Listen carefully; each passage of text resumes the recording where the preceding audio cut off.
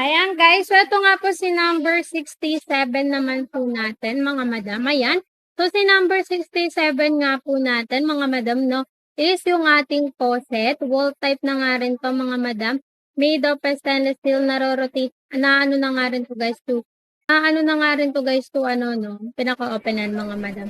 Kaya go nyo na to mga madam, number 67. Perfect to guys. Ito talaga yung pinakakaiba kasi mahaba po siya. Perfect siya for garden, ganun, 'di ba?